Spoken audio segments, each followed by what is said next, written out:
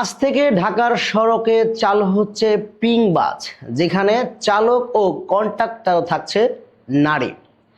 রাজধানীর নারীদের নিরাপত্তা ও স্বাচ্ছন্দ্যময় যাতায়াত নিশ্চিত করতে চালু করা হচ্ছে পিঙ্ক বাস। রাজধানীর সড়কে নারীদের জন্য বিশেষায়িত পিঙ্ক বাস চালুর উদ্যোগ নিয়ে ইতিমধ্যেই আলোচনা তৈরি হয়েছে। একই বাসের চালক ও কন্ডাক্টর হিসেবে নারীদের দায়িত্ব পালন করার বিষয়টিও এই উদ্যোগকে আলাদা গুরুত্ব দিয়েছে।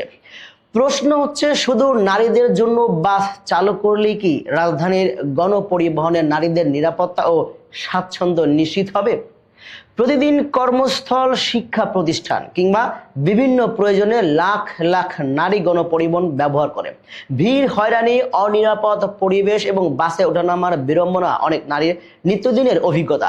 এমন বাস্তবতা নারীদের জন্য আলাদা বা চালু হলে তারা কিছুটা স্বস্তি পাবে, এমন প্রত্যাশা থাকাটাই স্বাভাবিক। বিশেষ করে বাসের চালক ও কন্ট্রাক্টর নারী হওয়ায় যাত্রীদের সঙ্গে আচরণ, নিরাপত্তা এবং অভিযোগ জানানোর ক্ষেত্রে নারীরাও আরো স্বাচ্ছন্দ্য বোধ করতে পারেন। একই সঙ্গে পরিবহন খাতে নারীদের কর্মসংস্থানের সুযোগও তৈরি হতে পারে। তবে একটি প্রকল্প সফল করতে হলে শুধু বাস চালু করাই যথেষ্ট নয়। নির্ধারিত রুটে নিয়মিত বাস চলাচল, পর্যাপ্ত বাস সময়সূচি মেনে সেবা দেওয়া এবং যাত্রীদের নিরাপত্তা নিশ্চিত করা জরুরি। পাশাপাশি বাসগুলোতে সিসিটিভি, পর্যাপ্ত আলো, জরুরি যোগাযোগ ব্যবস্থা এবং অভিযোগ গ্রহণের কার্যকর ব্যবস্থা থাকলে উদ্যোগটি আরো কার্যকর হতে পারে। আরেকটি গুরুত্বপূর্ণ বিষয় হলো রাজধানীর সব এলাকায় নারীদের যাতায়াতের সুযোগ নিশ্চিত করা। নির্দিষ্ট কয়েকটি রুটে সীমাবদ্ধ থাকলে বিপুল সংখ্যক নারী এর সুবিধা থেকে বঞ্চিত হতে পারেন। তাই পিঙ্ক বাসকে শুধু একটি নতুন পরিবহন সেবা হিসেবে না দেখে নারী বান্ধব গণপরিবহন ব্যবস্থার একটি অংশ হিসেবে দেখার প্রয়োজন রয়েছে।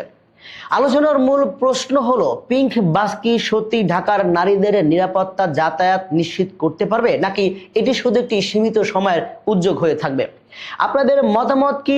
নারীদের জন্য আলাদা বাসের পাশাপাশি পুরো গণপরিবহন ব্যবস্থাকেই কি আরো নিরাপদ ও নারী বান্ধব করা উচিত নয়? সবাই মতামত দেবেন, কমেন্টে জানাবেন।